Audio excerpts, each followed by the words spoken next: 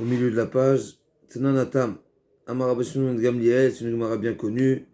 Lo hayu yamim tovim le Israël, kechamisha sarbea avec Yom Kippourim. On vient de sortir de Kippour, voilà, ça fait que quelques semaines. Et chez Behen, Benot Yerushalayim, Metzot Bikli Lavan, Tchoulim, Chouevesh, Mishenlo.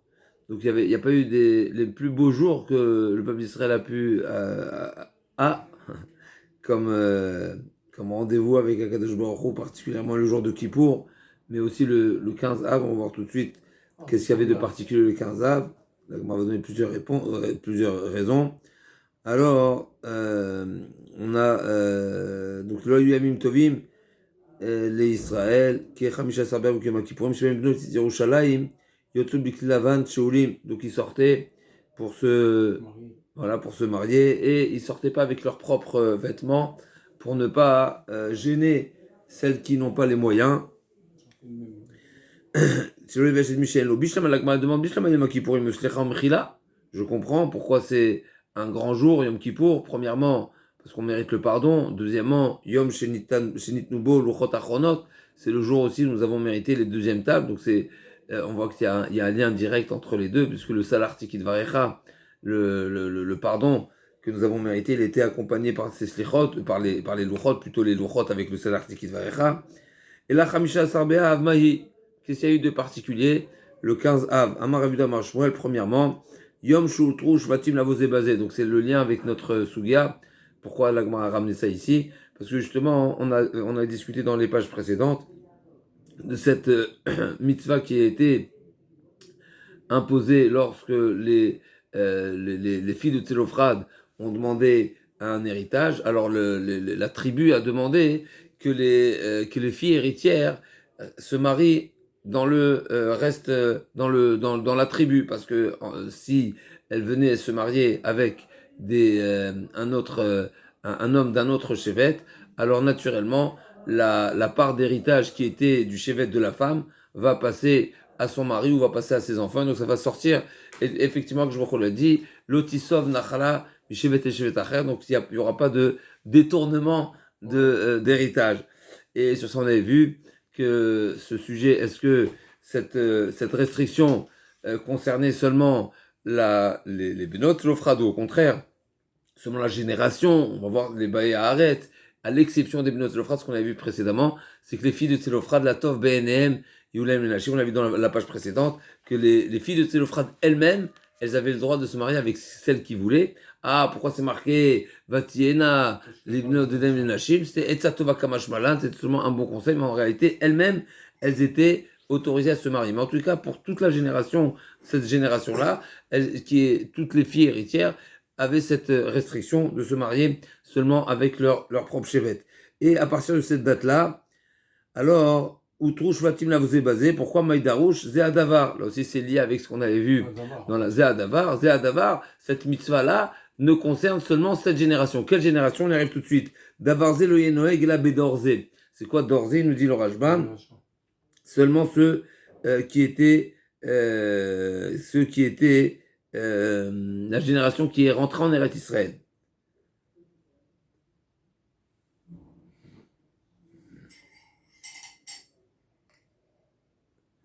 Donc, on va mettre ça un chidouche. Donc, Davarze, Loye, Noeg et la Bédorze. Rababa Rabba Chana Mar. Deuxième explication, qu'est-ce qu'il y avait de particulier le 15 Av, cette date-là? Yom Shutar, Shevet Binyamin Lavo. Dirti, Vish Israël, Nishba Mitzpah, les morts.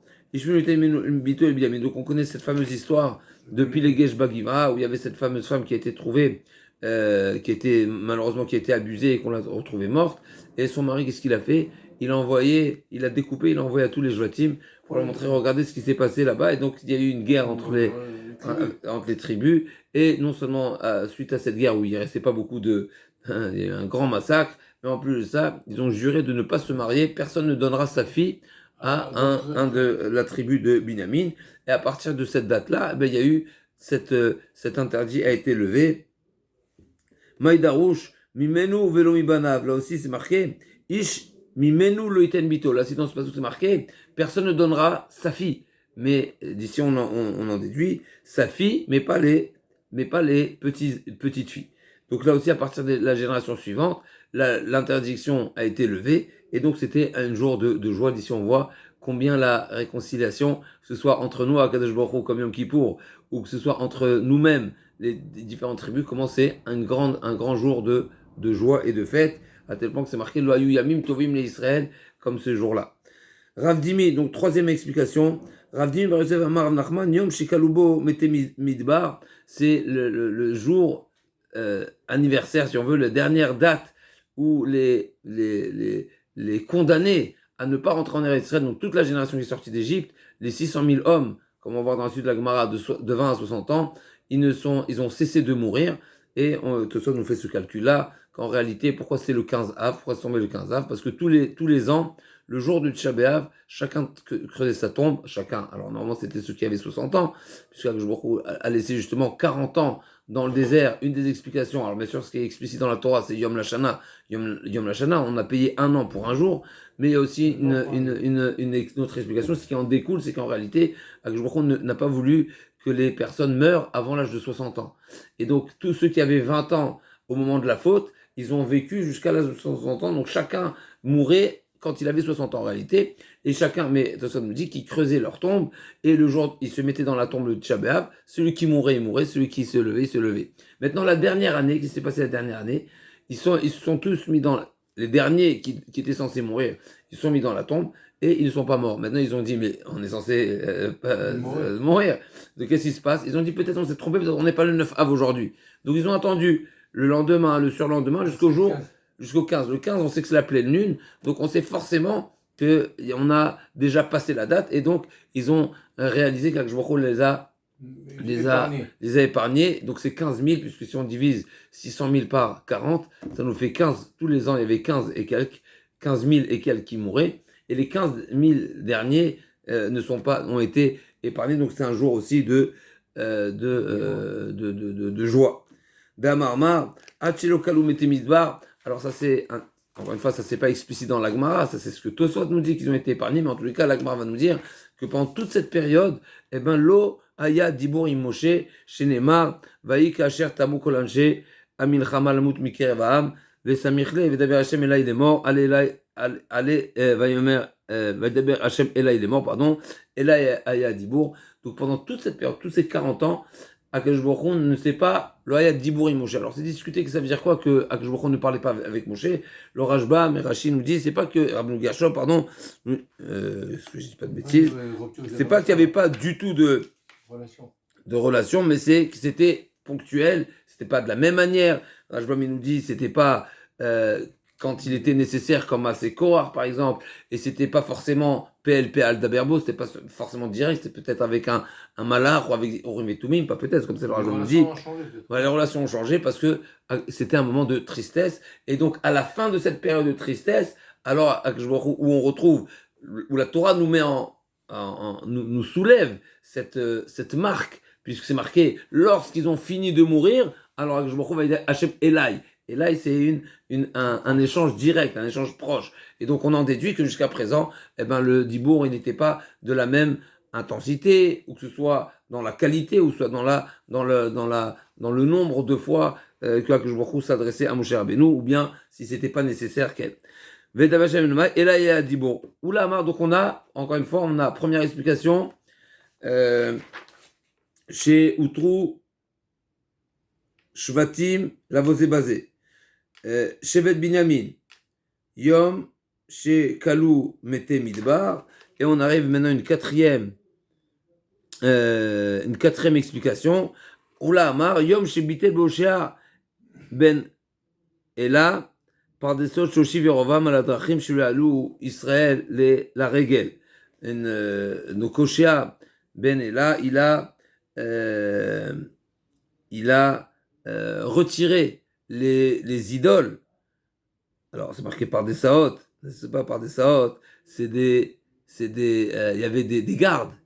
Non seulement il y avait la Vodazara, on sait qu'il y avait la Vodazara, et qui était un moyen de dire voilà, vous n'avez pas besoin de monter à Yerushalayim, puisque il y a aussi, si vous pouvez vous arrêter à mi-chemin. Il y a un roi, je crois qu'il disait. Ouais, Orvan Benevat, puisque lorsque le règne s'est partagé entre Shevet Yehuda, et donc d'un côté il y avait Yehuda et Binyamin, et d'un autre côté il y avait Malché Israël, alors là, il y avait un problème. Qui est-ce qui est le vrai roi? Voilà, Le vrai roi, qui est le roi, on va dire. Et il y a une halakha qui limite et qui ne donne pas le droit à un roi qui n'est pas descendant de la lignée de David de s'asseoir dans la Hazara. En yeshiva be Hazara, el al malchem bet David bilvad. Et donc, Yerovam ben Nevat, qui était de la lignée qui n'était pas la lignée de David, il s'est dit, mais quand on va monter, quand le peuple va monter aux fêtes, pour les 3 fêtes, et ils vont voir qu'il y a seulement le roi de la lignée de David qui s'assoit, mais ils vont tous le joindre, et ils vont tous s'aligner, ils vont tous, et là ils vont me déconseiller, me mépriser. Et donc qu'est-ce qu'il a fait? Il dit, pas besoin de monter. Osha Benelak, s'il a fait, il a retiré ses gardiens qui empêchaient, d'accord, qui était, donc Yerovam ben Nevat a fait en sorte que les Bnei Israël ne montent plus, et Osha Benela les a retirés. Rav Matna, 5e explication, Amar Yom Shenitnu Aruge Betar Likvura, c'est le jour où a été donné, donc la Gemara d'Anguitine là-bas nous raconte que les Aruge Betar, ils ont été donnés on a pu les enterrer. Qu'est-ce qui s'est passé avec Aruge d'Anguitine comme ça? À Saka des Ashaka des Rispak Rav Betar. Des Avou Neige qui Avou Mité Yinuka, Châtelet Arza. Quand il y avait l'habitude là-bas à Bétar, c'était lorsqu'il y avait un enfant, un garçon qui naissait, on plantait un hérez, un cerf. Et Yenukta, et quand c'était une fille qui naissait, alors on plantait un tournita, Rachid dit, a priori, un pin. Le pin, donc c'est l'arbre, le pin.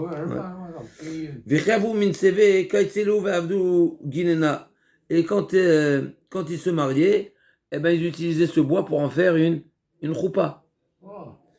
Et un jour, Yomachad avocat Khalfa Barte de Kessar, Advar Shaka de Rispak, Katsu Arza, Vailula, Atu Napula Layu, Machunu.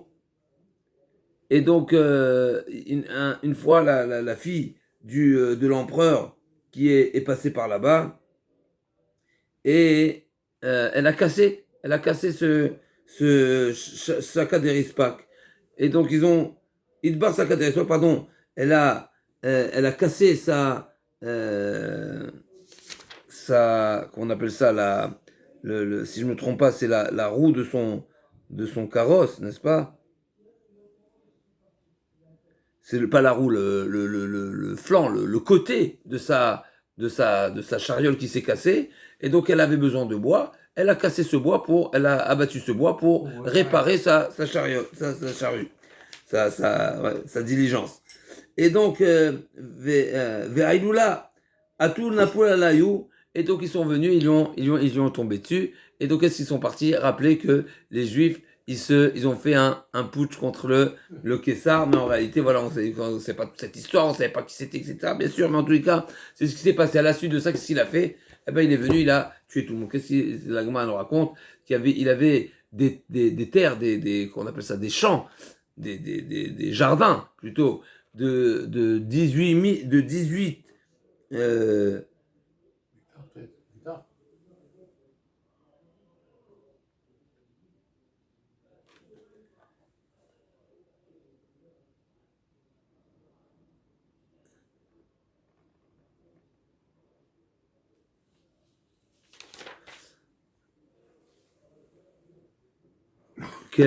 Alors c'est marqué qu'ils avaient, c'est marqué dans le Yerushalmi qu'il avait un verger, Adrianus Kessar, qui était de 18 000. Un mille, c'est 1,2 km. Donc 18 km sur 18 km. Qui est de la distance de Tveria à Tsipori. Et il a fait tout le pourtour de ce champ-là. Donc 18 sur 18. 18, ça veut dire 20 km sur 20 km. 20. 400 mètres alors. 400 km. 20 sur 20. 400 km². Mais c'est pas, on s'en fout du kilomètre carré, on parle du périmètre. Tout le périmètre de ce kérem-là, de ce jardin, de ce normalement kérem, c'est ou un vignoble ou Kerem Hayel Shlomo. En tous les cas, il a fait une barrière de ces morts-là. Donc 60 km de périmètre, il a fait. Pourquoi 60, on a dit 80, pardon, 80 km de périmètre, il a déposé ses... longueur pour l'argent, c'est tout. Ouais, non. C'est pas une surface. Non, sur tout le périmètre. Ouais. Tout le périmètre, il a contourné tout son kérem de ces morts-là, et pendant très longtemps, alors c'est pas précisé ici combien de temps, mais j'avais en tête, okay, c'était une longue période où ils sont restés comme ça, pendus, et ils n'ont pas mérité à être enterrés. On y arrive tout de suite. Donc là, on dit Yom Shetu Haruge Betar Livroa, Damar Avmata, Oto Hayom, Shetu Haruge Betar Livroa, Tiknu Beyavne, Hatov et Ametiv. Cette bracha Hatov et Ametiv dans Birkat Amazon, la quatrième bracha. Hatov, premièrement, Shelo Isrichu, premièrement, ils ont pas pourri, oui, littéralement, ils ont pas, ouais, ils sont pas détériorés. Et Ametiv, Shenitnu Ligvura, et deuxièmement, c'est on a obtenu l'autorisation de les enterrer. Donc c'est cinquième déjà raison. Sixième raison, Yom Shepaskubo Minechot Etzim le Maharacha, c'est le jour, à partir du 15 av, c'est le jour où on arrête d'abattre le bois pour le foyer, pour le misbéach. Pourquoi? Parce que nous savons que sur le misbéach, on ne peut pas utiliser du bois qui est véreux, et donc on ne coupe le bois seulement pendant la période d'été où le bois il est sec, et il y a moins il y a moins d'humidité, et donc il y a moins de chances, il y a plus de chances plutôt que le bois soit propre. À partir du 15 av, la chaleur elle diminue, et donc on a arrêté à partir de cette période, on a arrêté de le couper. Et donc ce jour-là, c'est un jour de joie. Pourquoi c'est un jour de joie? Donc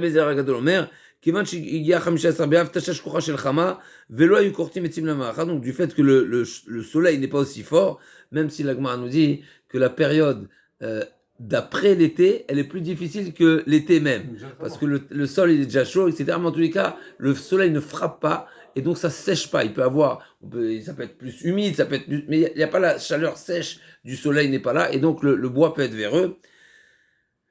Et donc là c'est Yom Tavar Magal. On appelait ce jour-là le jour où les scies et les faux sont au repos. C'est comme si on peut les casser, on les utilise plus. Donc c'est un jour de repos. Et Mikad ve'elach de Mosif Yosif, Sheno Mosif, Yassif, Ma Yassif, Taner Rav Yosef, Tigbere Ime. Donc à partir de ce jour-là, on n'est plus préoccupé, on n'a plus de travail, on va dire, manuel à réaliser, et donc on est disposé à étudier la Torah, et celui qui, Chas v'Shalom, ne profite pas de cette disponibilité pour étudier, Chas v'Shalom, il risquerait de mourir.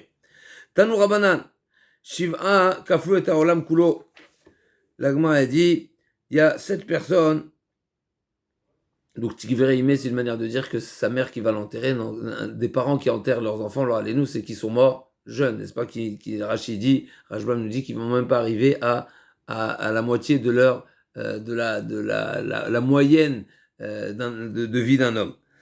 Donc là, comme on nous dit, 7 personnes, donc c'est une braïta, il nous dit le Rajbam qui est dans Seder Olam, du fait qu'on va parler de Yoshua et Kalev, alors on l'a ramené ici, ou bien on va nous parler aussi la raison pour laquelle on a parlé de cette braïta là, de ces personnalités qui ont mérité de voir comme ça, qui ont une longue vie et qui ont mérité de voir les générations d'après. C'est parce que c'était des tzadikim, et donc c'est une suite à ce qu'on vient de dire, que celui qui se profite pas de sa disponibilité pour étudier Chas v'Shalom, il risque de mourir jeune. Donc Kaflu et Kol Haolam, c'est-à-dire que entre eux, ils ont passé tellement de générations que à eux-mêmes, comme si on dit, les 7 à eux-mêmes, ils ont fait tout le monde. Voilà, comment il dit Metouchelach, Tanou Rabbanan, Shiva Kaflu et Kol Haolam Kulo Metouchelach à Adam, et Shem Ra Metouchelach, donc de Metouchelach jusqu'à Shem, donc Metouchelach, il a vu Adam Arishon, et il a vu Chazak ou Baor, et il a vu Shem qui était le fils de Noach, et Yaakov Avinu, il a vu Shem, d'accord, donc on est combien de générations après, n'est-ce pas? Donc Shem, on sait que Shem et Ever, Bien sûr, parce que l'Agma a dit, il y a 10 générations de noirs jusqu'à Avraham Avinu. Et Yaakov Avinu, c'est la 13e génération, 12, 13, n'est-ce pas? 11, 12. Parce que Avraham Avinu, c'est la 10e, c'est pas la 11e, c'est la 10e. En tous les cas, donc Yaakov Avinu, c'est déjà la 12e génération. Donc il a vu, lui-même, il a vu Shem, et Yaakov Avinu, et Amram, il a vu Yaakov. Donc Amram, C'est le père de Moshe, alors. le père de Moshe, n'est-ce pas, qui est le petit-fils de Lévi. Yaakov Avinu a vu Amram, Amram a vu Yaakov Avinu, et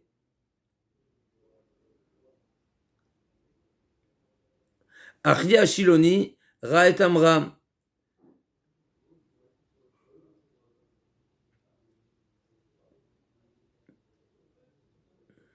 Donc Amram, c'est j'ai dit le petit-fils, c'est l'arrière-petit-fils. Le petit-fils, pardon. Au catholique Amram, donc c'est le petit-fils de Lévi. C'est le père de Moshe Rabbeinu, non? Et le père de Moshe Rabbeinu, lequel? Ok. Achia Shiloni, il a vu Amram, ça c'est la Gemara.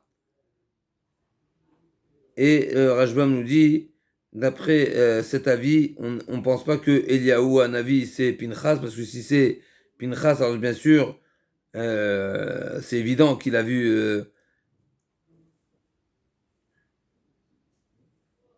On aurait pu parler de Moshe Rabbeinu, ok. Et Achia Shiloni, il était au temps de Yerovram, ok.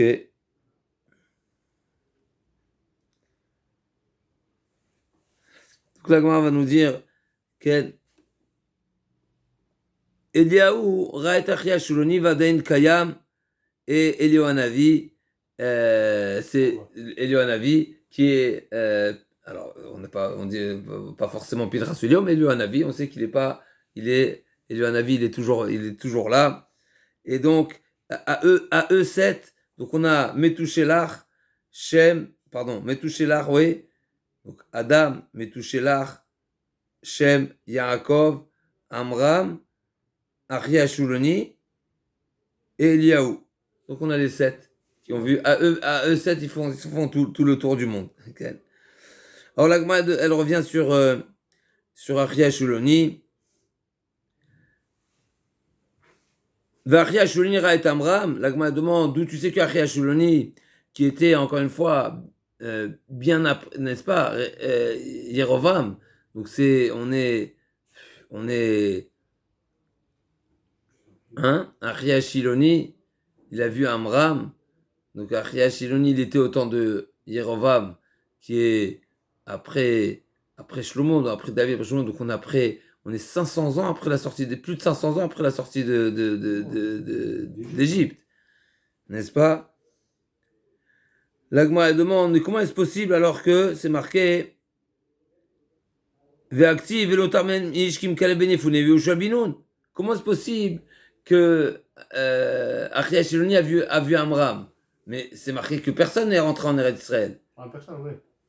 C'est marqué Lolo Tarkim Kalev Benifune ou Shabinoun. Alors l'Agma va donner deux réponses à cette question. Premièrement, c'est que la peine de mourir dans le désert ne s'appliquait pas sur le Shevet Lévi. Et deuxièmement, ne s'appliquait seulement pour ceux qui avaient entre 20 et 60 ans. On arrive dessus dans l'Agma. Amaravamnuna. Viachjonera et Amra, va active notamment Ishkim Kalev Benifune ou Shabinoun. Amaravamnuna, Louzak Zera Shifto Shevet Lévi, Dirtiv. שבטו של לוי דכתיב במדבר הזה יתלו פגעיכם ופקודיכם לא נתפחם בין 20 שנה ומעלה מי שפקודיהם בין 20 יצאו שבטו של לוי שפקודיהם בין 30. Dans le passage c'est marqué tous ceux qui sont comptés alors ils vont mourir dans le désert. Qu'est-ce qui est compté à partir de 20 ans? C'est seulement les autres tribus, pas le Shevet Lévi, parce que la tribu de Lévi elle est comptée à partir de 1 mois. Quand Akadosh Baruch Hu a dit de faire le recensement, pardon, il y avait deux comptes. Il y avait le compte pour les Bechorot et le compte de Avoda, c'est à partir de 30 ans. 30 ans, le Lévi, il est apte à être au service. Ben Shloshim, l'Agma a dit. Ou Mishar Shvatim, Yata Shito chez Lévi, chez Pikuda, Ben Shloshim. L'Agma demande, Mishar Shvatim, Lo Hayil. Tu me dis, ok, tu m'as répondu que Amram, il a pu rentrer en Eretz Israël parce que la peine qui était décrétée sur les Yotzé Mitzraïm, de ceux qui sont sortis d'Égypte, effectivement, ne s'est pas appliqué sur la tribu de Lévi. J'en déduis que sur tous les autres, oui, à l'exception seulement de Yoshua et Caleb. Là, m'a dit, mais c'est marqué Yair ben Menaché. ומשאר שבטים לא העיל, ותניא יאיר בן מנשה ומאחר בן מנשה, נולדו בימי יעקב ולא מתו אשר עשו ישראל לארץ, שנאמר, ויקומו אנשי העי כ36 איש, parce que nous savons que quand ils ont fait le deuxième combat, c'est peut-être le premier, puisque la première qui était, la première ville qui était Éricho, c'était pas réellement un combat, c'était des nissim, puisqu'ils ont, on sait que les murailles elles sont tombées, mais ensuite bon, il y a eu quand même un combat. En tout cas, le deuxième combat qui était la ville de Haï, c'est marqué qu'il y a eu un décès. C'est qui le décès? Kishloshim Veshisha, on a vu dans Masechet Sanhedrin, comme 36 hommes. Ça veut dire quoi comme 36 hommes?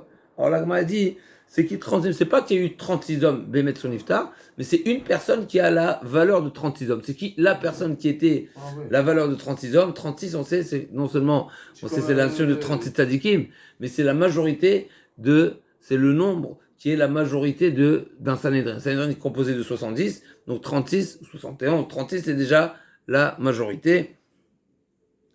Donc c'est marqué, ויקום אנשי העי כ36 איש, ותניא 36 ממש ורבי יהודה, d'après Rabbi Yehuda, c'est 36 hommes.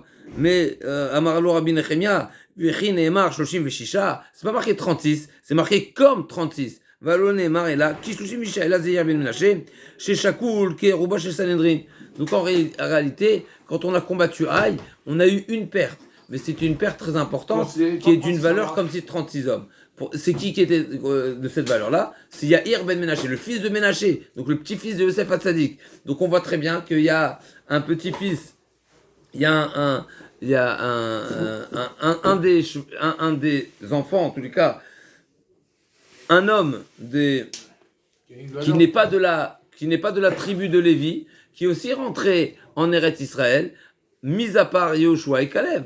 Donc on voit qu'il y a d'autres aussi qui sont rentrés. L'Agma elle répond, et là, Amar Avacha bar Yaakov, lo nigzer gzera, lo al pachon ben esrim, velo al yoter ben shishim. Effectivement, il y en a plein qui sont rentrés. Mais parce que le décret ne s'est appliqué seulement pour ceux qui avaient entre 20 et 60 ans. Donc tous ceux qui sont sortis d'Égypte, et au moment de la faute des explorateurs, ils n'avaient pas 20 ans ou plus de 60 ans, ils n'étaient pas inclus dans le décret. Lo al pachon ben esrim, velo al yoter ben shishim.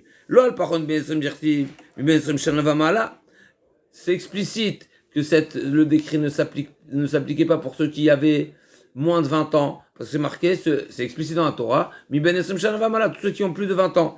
Ah, et d'où on sait que c'est seulement jusqu'à 60 ans, parce que c'est marqué Vamala. Velo yoter, velo al yoter ben shim, gamar vamala valam mi arachin. Malala yoter ben shishim qui prend ben esrim, afkan yoter ben shim qui prend ben esrim. On sait que dans la valeur, le montant que la Torah a fixé pour les Harachim, celui qui dit je donne ma valeur au Beth Amikdash, c'est RR, ma valeur ou la valeur d'un homme. Or la Torah a fixé selon l'âge. Jusqu'à 5 ans, à 20 ans, 20 ans, 60 ans, 60 ans et plus. D'accord? Donc on sait que 60 ans a une valeur. Plus ou moins alors?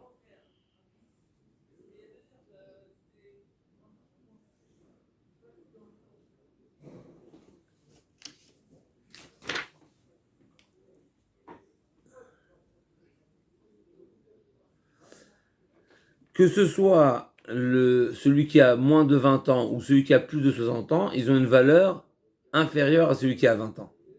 C'est pas la même, mais c'est une valeur différente. C'est marqué, on va ouvrir la... Donc encore une fois, on a dit il y a de 1 mois à 5 ans, de 5 ans à 20 ans, de 20 à 60 et plus de 60. Et de même que moins de 20 ans, moins de 20 ans, pour la valeur d'un homme ou d'une femme, pareil, moins de 20 ans, elle est inférieure à celle de 20 ans. Pareil, celle qui est plus de 60 ans, elle est inférieure à celle de 20 ans. Donc on sait que celui qui a moins de 20 ans, celui qui a plus de 60 ans, il a une valeur et il a une définition différente de celui qui a entre 20 et 60 ans. Iba Eléou. L'Agma revient maintenant, on revient à l'héritage d'Eretz Israël, au partage d'Eretz Israël. Eretz Israël et Shvatim Ifloug. Odilma, les Karkav Gavré Flou. Comment il s'est réalisé le partage? Selon les tribus, et ensuite après en deuxième temps, selon chacun a pris sa part, ou bien non, c'est selon la tête. Chacun avait sa part. La Gemara va dire Tashma, Ben Rav Limat, Veotania, on avait déjà rapporté ce passouk pour prouver que c'était les Yotzei Mitzrayim. On avait vu dans les pages précédentes, est-ce que le droit d'héritage était selon ceux qui sont sortis d'Égypte ou ceux qui sont rentrés d'Égypte. La Gemara apportait une preuve de ce passouk-là, que forcément c'est selon ceux qui sont sortis d'Égypte, parce que si c'était selon ceux qui sont rentrés, pourquoi la Torah avait besoin de préciser que tu donneras à tout le monde une part, qu'ils soient nombreux ou pas nombreux? Mais si c'est selon ceux qui sont là, présents, eh ben t'as qu'à faire le compte et tu leur donnes, ils sont là. Mais si on dit que c'est selon ceux qui sont sortis d'Égypte, alors le ridouche il est l'indicateur selon le nombre qui était présent à la sortie, et aujourd'hui, qu'ils soient nombreux ou peu nombreux, je ne prends pas en considération parce que c'est pas aujourd'hui l'indicateur. L'indicateur, il est selon la sortie d'Égypte. Donc l'Agmara avait déjà ramené ce passouk pour prouver que c'était l'Yotzi Mitzrayim. Et si je me rappelle bien, l'Agmara était resté Bekashia. Que faire avec ce passouk si on disait que c'est les Yotzei les Baal Haaretz. Donc ce passouk forcément il va dans le sens où que c'est les Yotzei Mitzrayim plutôt que les Baal Haaretz. Rakshnia, je retrouve le passouk. La Gemara.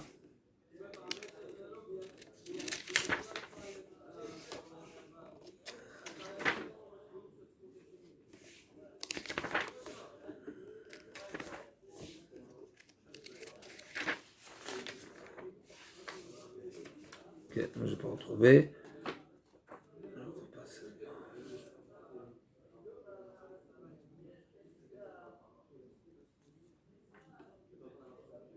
Ok. Ok. Veotania atida Eretz Yisrael shtralek לשלושה עשר שבטים שבתחילה לא נתחלקה אלא 12 שבטים ולא נתחלקה אלא בכסף שנאמר בין רב לימת. Et l'Agma a mis une deuxième preuve que la Eretz Yisrael a été partagée selon les shvatim, parce que c'est marqué qu'au départ elle a été partagée en 12 et elle finira par être partagée en 13. Donc ça veut dire qu'il y a eu 13 parts. D'accord? Qui c'est qui a décidé le... On y arrive tout de suite. On arrive tout de suite. On va voir, il y avait le Orim Vetumim, il y avait le Navi, il y avait le tirage au sort. On y arrive tout de suite. Chez Nema Amar Abuda, Sea Beyuda, Shaveh Chamesh Sein Begalil, Velo Intralka, et la Begoral. On va voir c'est quoi. D'abord, on a dit tout à l'heure, la terre d'Eretz Yisraël a été partagée en 12, elle sera partagée en 13. On va voir, l'Agma va dire dans la suite, c'est quoi le 13. Et deuxièmement, l'Agma elle continue, l'Onitralka et la Begoral, quand on va tout de suite dans Urim Vetumim. Maintenant, c'est Abiyuda, Shaveh Chamesh Sein Bagalil. Maintenant, ça ne veut pas dire forcément que le partage était selon un partage, selon le métrage, parce que il y avait des terres qui ont une plus grande valeur que d'autres. Donc, ce qui nous dit Rav Yehuda, c'est à Bagalil, c'est à Biyuda, pardon.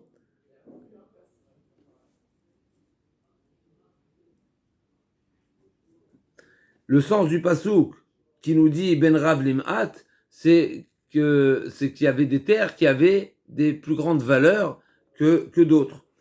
Et Velo Intralkel à Begoral, et on sait que tout le partage était fait selon un tirage au sort chez Neymar.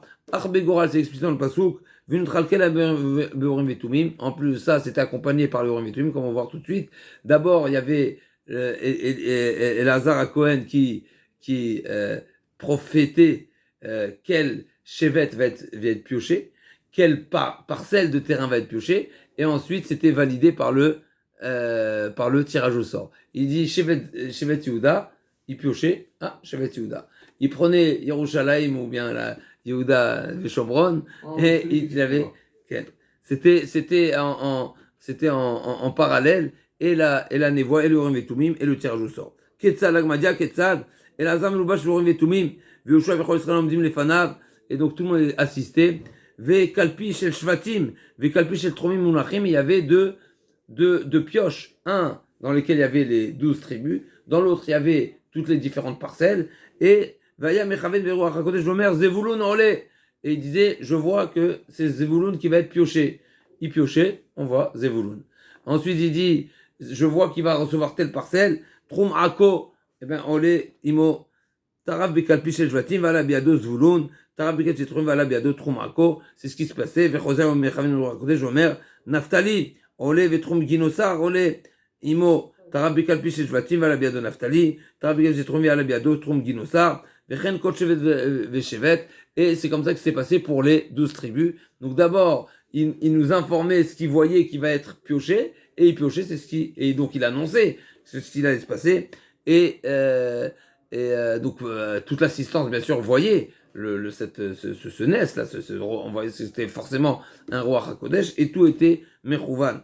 Velo kachalukah shel olam hazeh, chalukah shel olam haba. Haolam hazeh adam yesh lo sadeh lavan, en lo sadeh pardes, en lo sadeh lavan. לעולם הבא נלך כל אחד ואחד שאין לו בהר ובשבילה ובעמק שנאמר שער ראובן אחד, שער יהודה אחד, שער לוי אחד. הקדוש ברוך הוא מחלק להם בעצמו שנאמר ואלה מחלקותם עוד פעם ואלה מדי פסוק ועובד העיר יעבדו מכל שבטי ישראל, זאת הארץ אשר תפיל מלאכה לשבטי ישראל ואלה מחלקותם נאום השם אלוקים. Donc c'est marqué que comme la Gemara raconte dans Megillah, c'est que Naphtali, il était mitrahem d'avoir une parcelle de terrain qui n'était pas aussi bien que les autres, et Akadosh Baruch Hu lui a promis, sache que toi tu auras la bracha du trelet, Chazak Baruch, du trelet, et tout le monde aura besoin de toi. Voilà, Chazak Baruch, tout le monde aura besoin de toi. Et la Gemara a dit, ça c'est autrefois où chacun avait une catégorie de terre différente. L'un il avait des champs où on peut cultiver des céréales, et l'autre il avait des champs où on peut on peut planter des arbres, mais pas forcément, pas tout le monde n'avait tous les types de terrain. Ça c'est autrefois. Mais l'Olam Haba, donc ici on a une preuve des Roa que Olam Haba, en tout cas ici dans la Gemara, le Olam Haba c'est pas le monde après 120 ans, mais c'est après Yemot HaMashiach des Roa. En tout cas,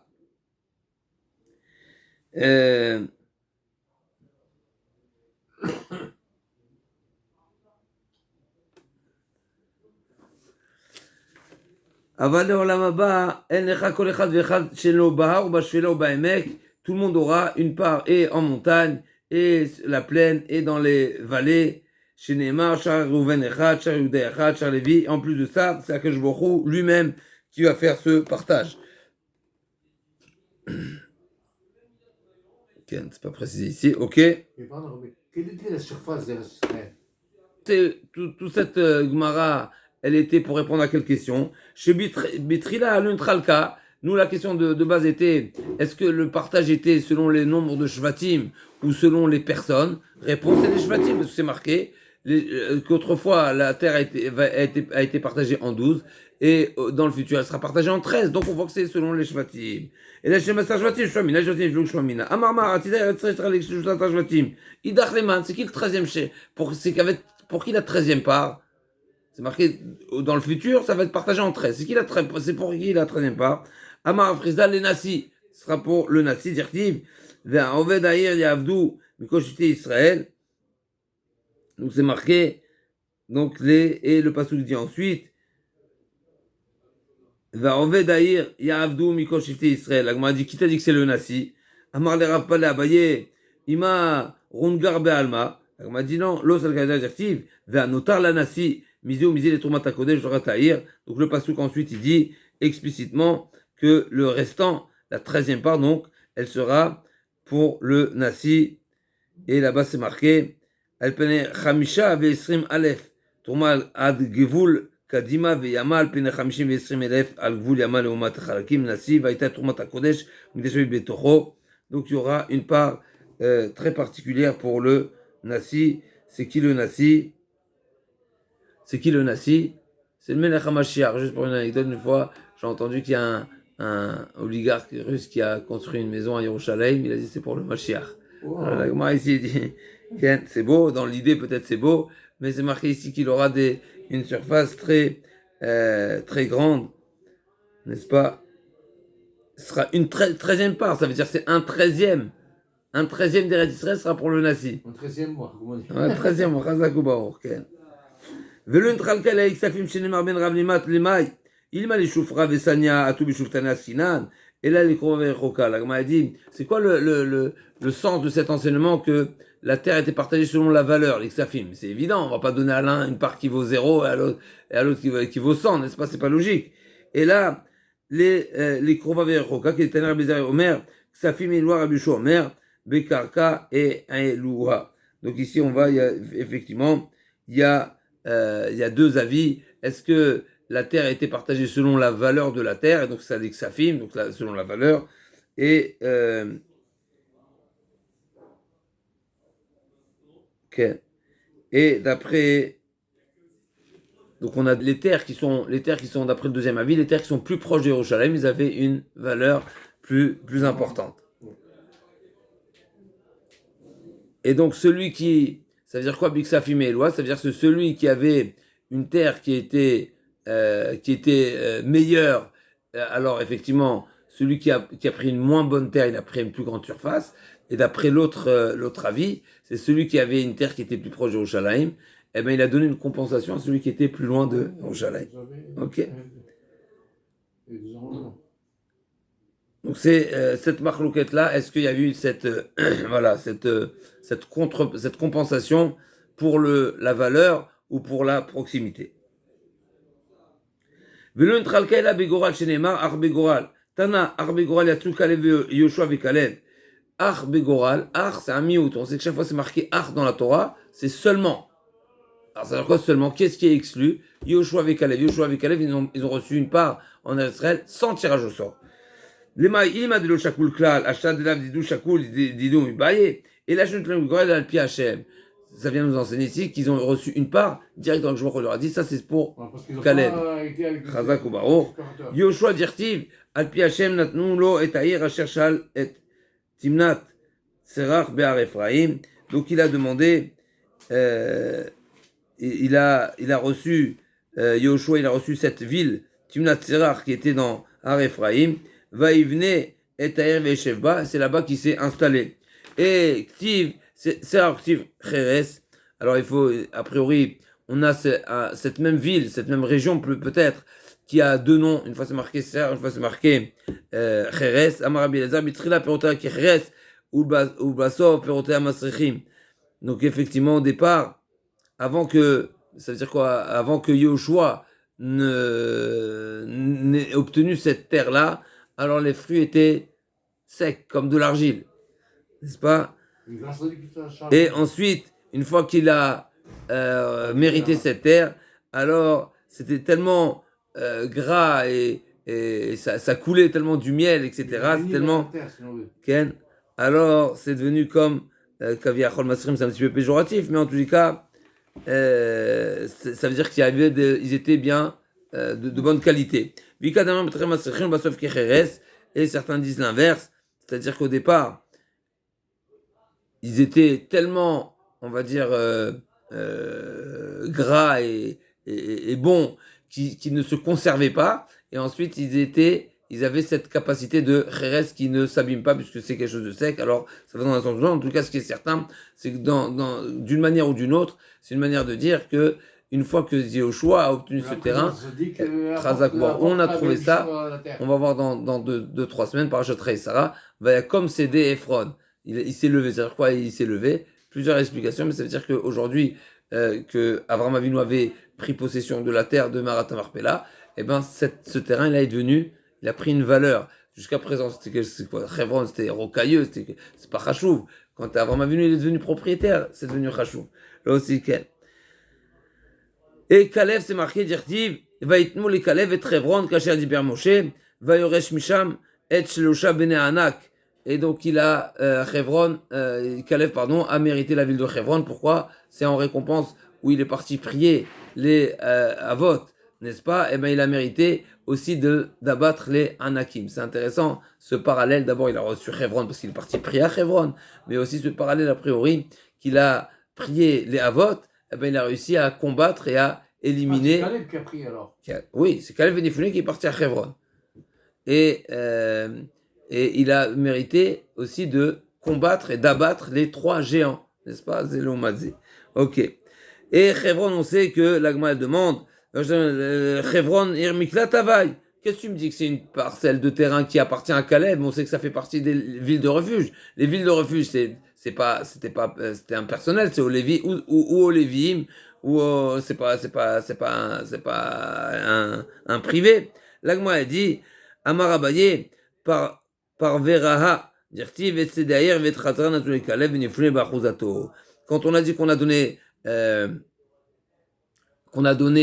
à Caleb Hebron, c'est pas Hebron même, mais c'est les banlieues, les terrains autour de la ville. Il a mérité Caleb. Donc, pour revenir, effectivement, tout Eretz Israël a été partagé Bégoral, à l'exception des parcelles de terrain qui ont été distribuées à Yehoshua et Caleb, qui ont été données directement par Hachem et sans passer par le tirage au sort. On se retrouve demain, Bezrat Barach, pour la Mishnah, où on va parler du din de Pishnaïm avec Notel Baroui Kiba Morzak, tout le din de la double part du Bechor Bezrat Hashem dans la suite de la Gemara.